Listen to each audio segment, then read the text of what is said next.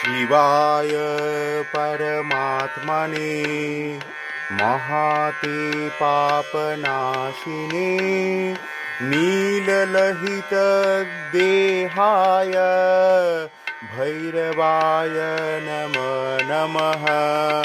ब्रह्मण शिरविखण्डिने ब्रह्मगर्भनिपातिने कालकालाय रुद्राय नमः भैरवशूलिने विष्णुमोहविनाशिने विष्णुसेवितसंभवे विष्णुकीर्तितसोमाय कालभैरवते नमः। सर्वभूषित सर्वेशं च